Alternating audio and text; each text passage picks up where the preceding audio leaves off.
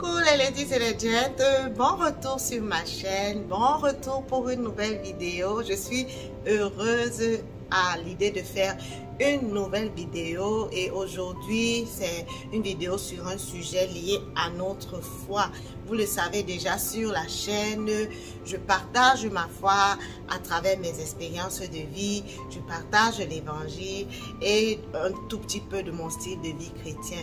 Je partage aussi des vidéos informatives sur le domaine du nursing.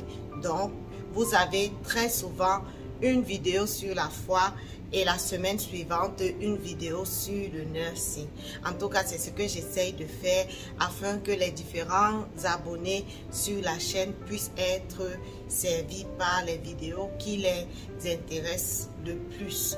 Donc, aujourd'hui, comme vous avez pu le voir en titre, nous allons parler du regard des autres. Nous allons parler du poids que le regard des autres, le regard de la société a sur nous en tant qu'enfants de Dieu, en tant que chrétiens. Parce que c'est vrai, lorsqu'on est chrétien, très souvent la société attend beaucoup plus de nous. Parfois même plus qu'il n'en faudrait, plus que ce que Dieu lui-même attend de nous. Et donc, ça peut vraiment devenir un fardeau qui pèse sur nous. Ça peut devenir quelque chose qui nous empêche de nous épanouir, qui nous empêche de nous déployer. Et moi, j'ai l'habitude de dire que pour servir Dieu à 100%, pour servir Dieu de tout son cœur, il faut pouvoir se séparer du poids que le regard des autres a sur nous. Et je crois que Jésus-Christ en a été un très bel exemple. En tout cas, tout au long de cette vidéo, nous allons citer des exemples de comment Jésus-Christ a pu marcher sans se fier au regard des autres. Et donc, c'est cet exemple-là que nous, en tant que chrétiens, sommes appelés à imiter. Donc, si vous êtes intéressé à en savoir un peu plus sur ce sujet, ne perdons pas plus de temps et allons-y!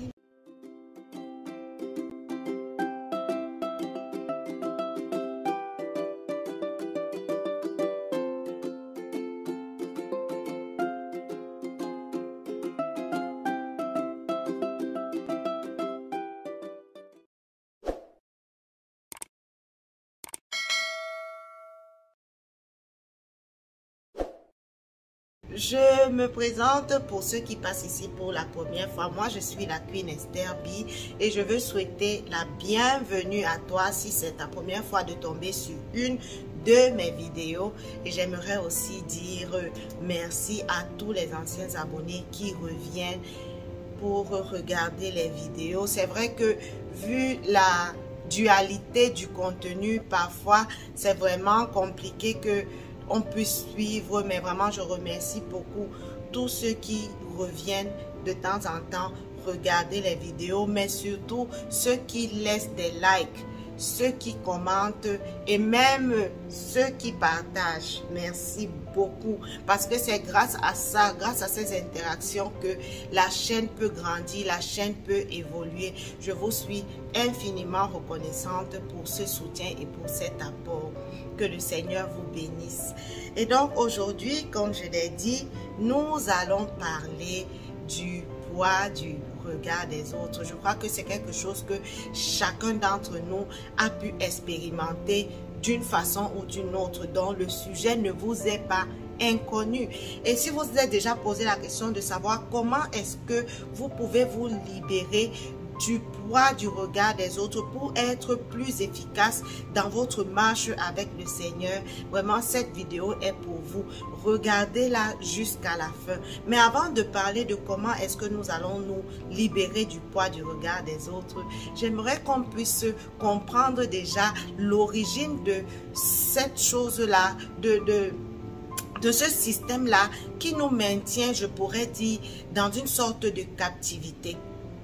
Donc, l'origine du poids, de la peur, du regard des autres, moi je pense que c'est quelque chose qui vient déjà de notre enfance dans le système éducatif où nous avons grandi, où nous avons des parents qui ont la responsabilité de nous montrer la voie, qui ont la responsabilité vraiment de nous guider sur la voie que nous devons suivre. Et la Bible le dit, montre la voie à ton enfant afin que devenu grand, il ne s'en détourne pas, n'est-ce pas? Mais le cerveau immature de l'enfant, lorsqu'il enregistre l'information, très souvent, en fonction, je pourrais dire, de la dynamique familiale, va enregistrer l'information selon laquelle il faut pouvoir faire plaisir aux parents pour être un bon enfant. Parce que c'est ça généralement. Moi, je suis parent, donc quand l'enfant ne fait pas quelque chose comme ce qu'on a demandé à l'enfant de faire, on sera en train de dire à l'enfant qu'il faut que tu sois obéissant à ton parent, il faut que tu fasses ce que papa dit ou ce que maman dit, parce que c'est comme ça que tu seras un bon enfant et tout. Certes, c'est normal que l'on puisse enseigner à l'enfant ces choses, mais parfois, en tant que parents, nous ne parvenons pas à faire la distinction et à donner à l'enfant la possibilité de comprendre que ça, c'est dans le cadre de l'enfance où il est positionné pour recevoir de ses parents et que lorsqu'il devient adulte, il devra pouvoir prendre ses décisions de façon indépendante. Et donc, on grandit avec cette sensation-là de devoir toujours faire plaisir aux parents, de devoir toujours diriger nos actions selon les attentes des parents. Et la chose va un peu plus loin, même lorsque on commence à aller à l'école, on regarde qu'il y a des attentes que nous devons respecter pour pouvoir s'en sortir dans le cadre de l'école. Et même lorsque nous devenons grands pour travailler, il y a des statuts dans les entreprises que nous devons respecter. Ce qui fait que toute cette dynamique-là crée en nous cette sensation ou je vais dire ce désir de pouvoir plaire aux autres, de pouvoir faire ce que les autres attendent de nous. Mais malheureusement, ça peut aller un peu trop loin dans le sens où on n'arrive pas à être une personne dans son individualité. On n'arrive pas à se définir dans son unicité telle que Dieu nous a créés avec nos propres désirs, avec nos propres attentes, nos propres rêves et nos propres besoins. Et à ce moment-là, on commence à sombrer sous le poids du regard des autres. Et pourquoi? Parce que on se dit que si on ne fonctionne pas tel que la société attend de nous, on sera mis à l'écart, on sera rejeté. Et franchement, on se retrouve parfois à mettre les attentes des hommes au-dessus des attentes de Dieu vis-à-vis de nous. Et c'est vraiment un piège dans lequel l'ennemi nous fait tomber. Parce que nous devons comprendre que, comme Paul pouvait le dire en Galates 1:10, c'est à Dieu seul que nous devons rendre des comptes et pas aux hommes. C'est vrai que pour vivre dans la société et avoir des interactions saines, on doit pouvoir tenir compte des limites des autres. On doit pouvoir tenir compte de la présence des autres pour nous donner un cadre quand même, pour ne pas que nous puissions évoluer dans des excès. Mais le problème dans ça, c'est qu'à un moment donné, la chose est poussée très loin. Et quand on vit donc dans cette peur-là du regard des autres, ça devient quelque chose qui nous empêche de nous déployer en tant qu'enfant de Dieu. Je vais prendre par exemple un exemple simple. Dans ta relation avec Dieu, je crois que tu as déjà eu cette expérience-là où tu as la conviction que Dieu t'attend à faire une chose. Dieu t'appelle à faire une chose. Mais peut-être parce que ton parent ne voit pas la chose de la même façon. Ou alors tes amis ne voient pas les choses de la même façon et te convainquent que cette idée-là n'est pas bonne. En fait, dans l'environnement même dans lequel tu vis, cette idée-là semble folle, cette idée-là semble osée, cette idée-là semble audacieuse. Et donc, tu te retiens d'accomplir ces choses-là parce que tu te dis que tu vas sembler être un paria, tu vas sembler être quelqu'un qui a perdu la tête en fait. Mais pourtant, au fond de toi, tu sens que c'est le Saint-Esprit, c'est Dieu qui t'amène à faire cette chose-là. Ce que tu dois comprendre, c'est que si tu recherches à tout prix l'approbation des autres, cela va t'éloigner de Dieu. Parce que la Bible dit que les voies de Dieu ne sont pas les voies des hommes. La Bible dit que la sagesse des hommes est folie aux yeux de Dieu. Donc, de la même façon que ce que l'homme peut voir comme quelque chose d'insensé, c'est là où Dieu t'appelle. Et si donc tu vis avec cette peur du regard des autres, tu risques de passer à côté des plans de Dieu pour ta vie. Tu dois donc aller puiser dans ton identité d'enfant de Dieu et comprendre que ta valeur ne vient pas de ce que les hommes pensent de toi, mais plutôt de ce que Dieu pense de toi. Donc, lorsque tu es face à une situation où ce que Dieu attend de toi est en contradiction avec ce que ton environnement attend de toi, pose-toi la question de savoir en qui est-ce que je place ma confiance. Est-ce que tu places ta confiance dans un homme ou est-ce que tu places ta confiance en Dieu? Où est-ce que je puise ma valeur? Où est-ce que je puise mon approbation? Est-ce que je dois me battre pour l'approbation des hommes ou est-ce que je dois me battre pour l'approbation de Dieu? Parce que c'est en te posant ces questions-là que tu vas pouvoir te recentrer sur Dieu et te recentrer sur ce que Dieu attend de toi. Donc, ton identité, c'est en Christ que tu la trouves. Ce n'est pas dans les hommes, ce n'est pas dans les attentes de la société. Jésus-Christ, par exemple, l'avait montré. Ça me rappelle le cas où ses disciples étaient en train de manger des graines dans un champ le jour du sabbat. Et les pharisiens avaient reproché à Jésus-Christ que pourquoi est-ce que tu laisses tes disciples couper des épis pendant le sabbat? Parce qu'en réalité, le sabbat avait été donné pour ne pas faire aucune activité. Mais qu'est-ce que Jésus-Christ a dit aux pharisiens? Qu'il est le maître du sabbat. Il est Dieu. Ça veut dire qu'il décide des règles et des lois. Même si aujourd'hui, Dieu peut avoir donné une règle et une loi, dans un cadre spécifique, Dieu peut décider que cela ne fonctionne pas. Prenons aussi encore le cas de, je crois que c'était Pierre, qui avait fait ce rêve-là avant que Dieu ne l'envoie chez j'ai oublié son nom. Mais c'était un homme chez qui Dieu l'avait envoyé. Et c'était un homme qui n'était pas juif, mais pourtant qui craignait Dieu. Et Dieu voulait que cet homme soit sauvé. Avant que Dieu n'envoie Pierre chez cet homme-là, Dieu a donné une vision à Pierre où il lui montrait un panier où il y avait des bêtes, des animaux qui, dans la culture juive, étaient interdits d'être mangés. Et dans la vision, Dieu lui dit, mange. Mange, et à plusieurs reprises, Dieu lui a demandé de manger. Et quand il avait une objection à cela en disant que ce sont des choses pures, Dieu lui disait que c'est lui, Dieu, qui décide de ce qui est pur ou pas. Donc, on peut dire que Dieu est le maître du temps et des circonstances. Dieu est le maître de la loi.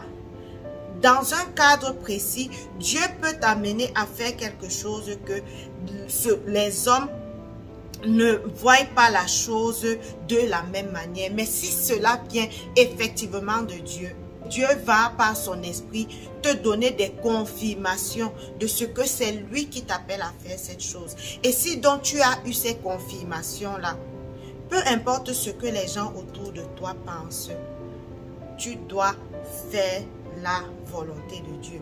Et c'est pour cela que Pierre, lorsque on est venu l'appeler, il est parti et il a prié pour ces personnes qui étaient dites païennes.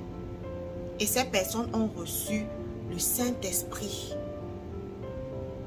Parce que les voies du Seigneur sont des voies insondables. Donc pour te libérer du poids des autres, comprends déjà que ton approbation, elle doit venir premièrement de Dieu avant celle des hommes. Et donc, tu dois pouvoir rechercher premièrement le royaume et la justice de Dieu.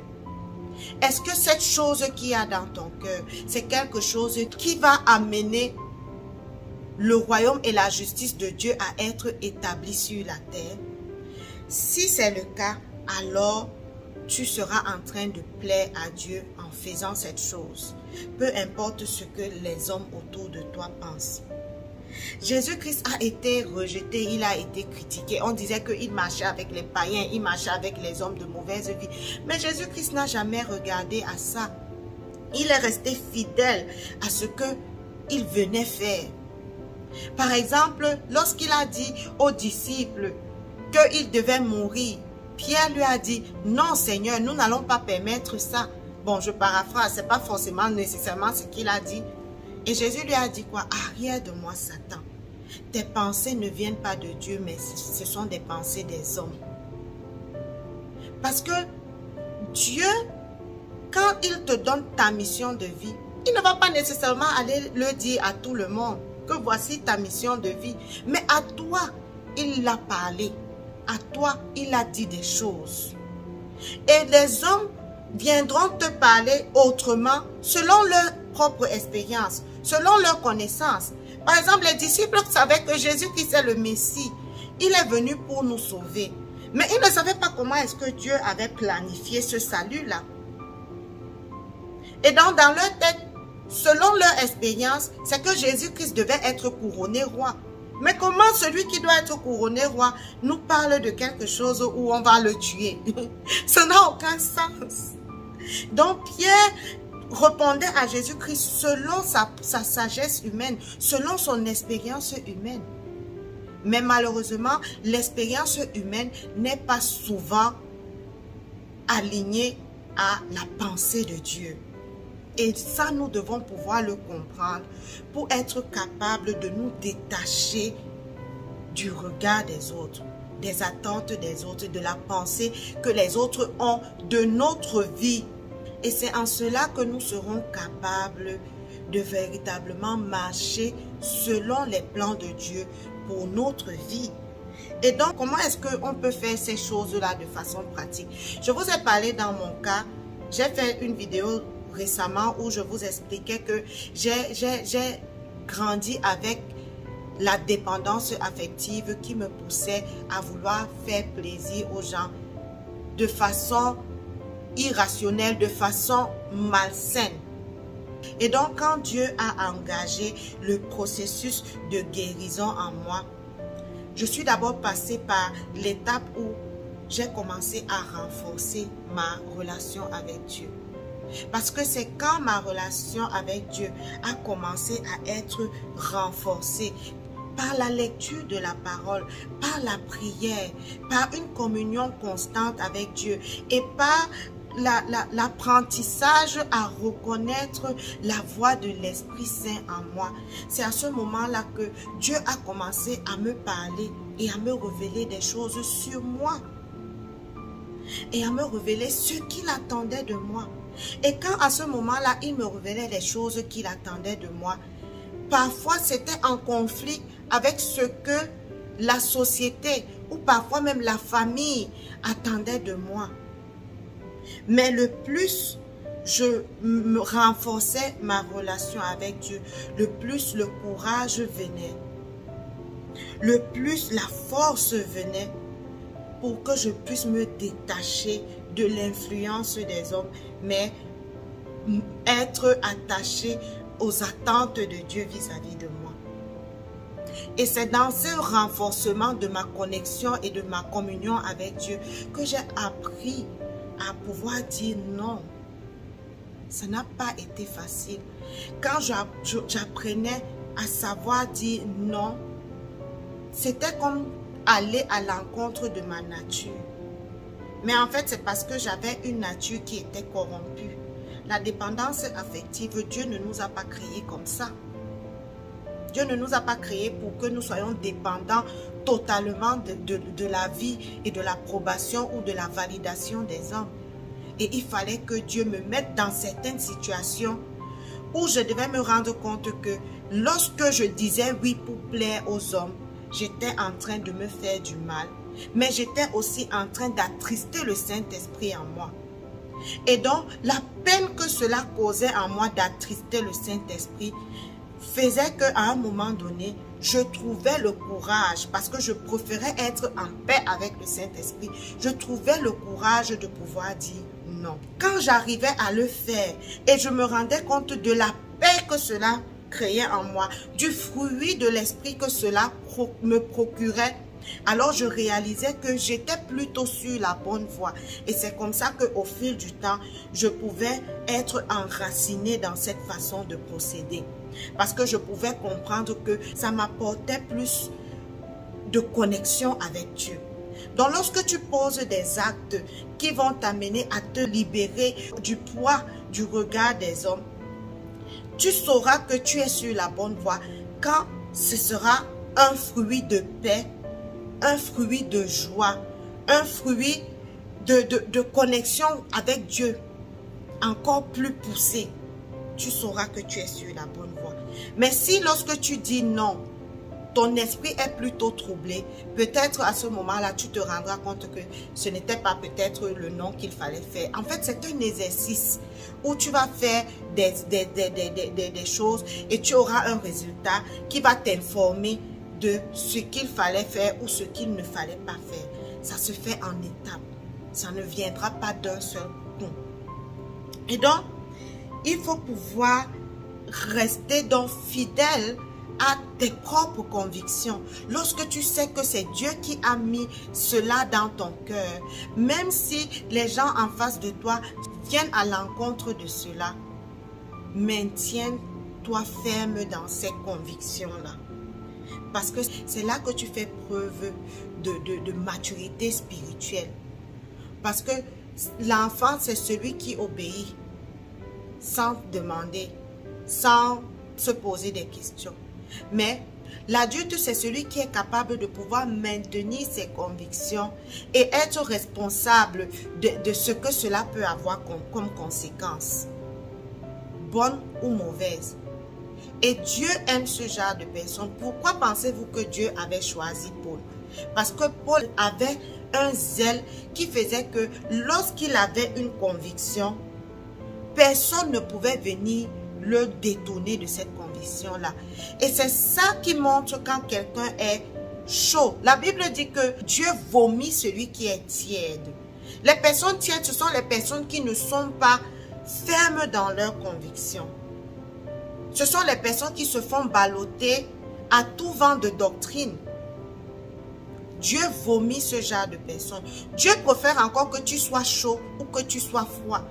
Quand tu es ferme dans tes convictions, même si à ce moment-là, ta conviction n'est pas bonne selon Dieu, quand Dieu va te récupérer, il va te mettre sur la voie et tu seras un puissant instrument comme Paul l'a été. Quand Dieu a récupéré Paul et l'a maintenant mis sur la voie, nous connaissons, le reste n'est que de l'histoire. Nous connaissons ce qui s'est passé. C'est ça que Dieu attend de nous. D'être des personnes chaudes, d'être des personnes capables de tenir ferme dans leurs convictions. Une autre chose, c'est de pouvoir te rappeler que les personnes qui peuvent se positionner pour te critiquer ou pour te juger, elles-mêmes ne sont pas parfaites. Regarde le cas de l'histoire de la femme qui avait été trouvée en flagrant délit d'adultère lorsque on l'a amenée vers Jésus-Christ. Jésus-Christ a demandé que celui qui n'a pas de péché lance la première pierre. Qu'est-ce qui s'est passé? Tous ont disparu. Parce qu'en fait, nous tous, nous sommes pécheurs. Nous tous, nous avons des limitations. Nous tous, nous avons des manquements. Et parfois, celui qui te parle en te disant que ce que tu veux faire là n'est pas bien, ça peut être par rapport à ces manquements qu'il est en train de te parler. Tu ne le sauras pas. Ça peut être lié à ses propres peurs, mais tu ne le sauras pas. Et donc, c'est pour cela que tu dois toujours tenir cette perspective-là en tête et te dire que cette personne-là, le conseil qu'elle me donne, vient d'où? Ça vient de ses propres expériences, ça vient de ses limitations, ça vient de sa peur, ou est-ce que ça vient vraiment de Dieu? Et c'est quand tu vas dans la présence de Dieu que Dieu va te confirmer. Dieu doit être ton ultime conseiller. Le Saint-Esprit doit être ton ultime conseiller. Les hommes pourront dire des choses, mais si le Saint-Esprit n'approuve pas, alors ce n'est pas la bonne chose à faire. Les hommes pourront dire des choses. Si le Saint-Esprit approuve, alors c'est la bonne chose à faire. C'est ce que tu dois toujours te poser comme question. Est-ce que j'ai l'approbation de Dieu? Est-ce que j'ai l'approbation du Saint-Esprit? Alors peu importe ce que les hommes pensent, Dieu viendra justifier plus tard. Fais juste la volonté de Dieu. Et une autre chose, c'est de pouvoir t'entourer des personnes qui partagent les mêmes valeurs. Parce que ce sont ces personnes-là qui vont t'encourager. Ces personnes-là vont t'encourager.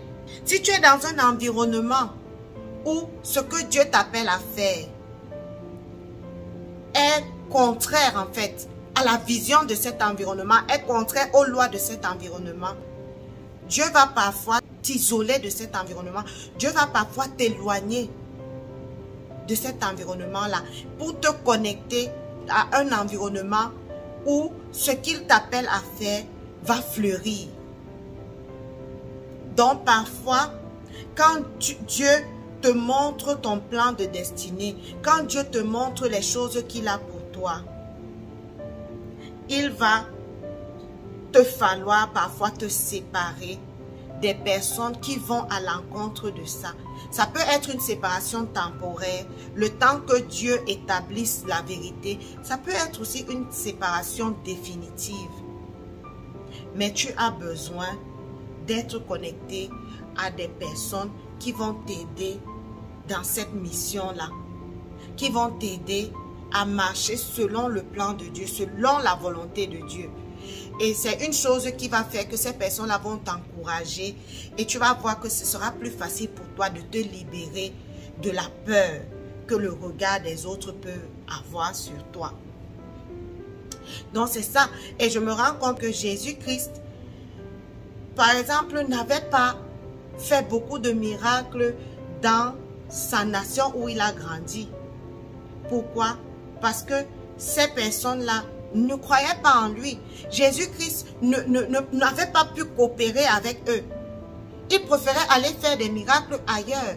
Il préférait aller manifester sa nature ailleurs. Là où il était reçu, là où il était accepté. Tu ne pourras pas fleurir, tu ne pourras pas faire la volonté de Dieu dans un environnement qui te met les bâtons dans les roues, qui est contraire à ce que Dieu t'attend à faire.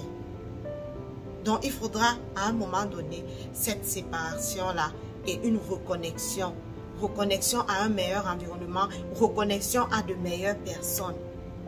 Et donc, pour terminer, je pourrais te dire que il faut que tu puisses te rappeler que Jésus-Christ est venu pour te rendre libre. Jésus-Christ est venu pour t'affranchir. Et cet affranchissement-là est aussi celle de se libérer du besoin d'être approuvé par les hommes, du besoin d'être validé par les hommes. C'est ça la liberté en Christ aussi.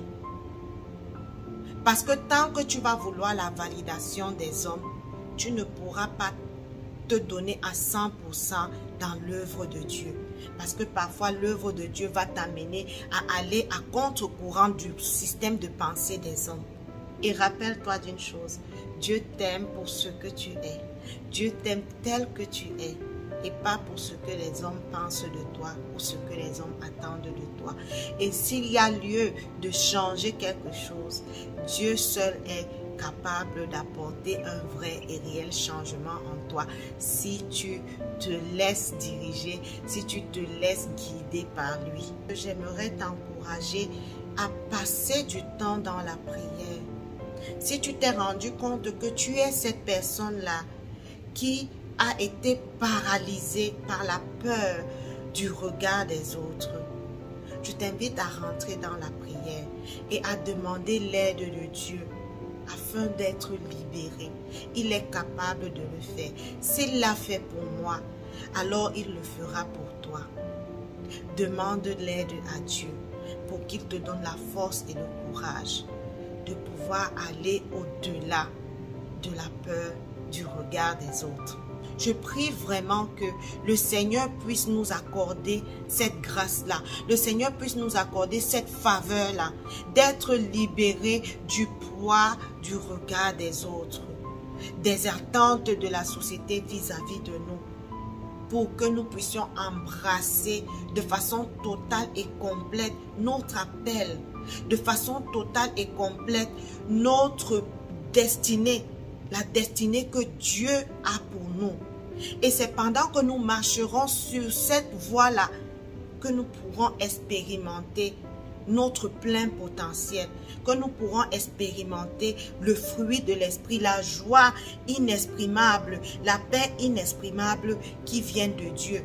Pas pour dire qu'il n'y aura pas de tribulation, mais tu auras la joie de marcher dans cette tribulation-là. Tu auras la joie de pouvoir même te sentir rejeté par les hommes.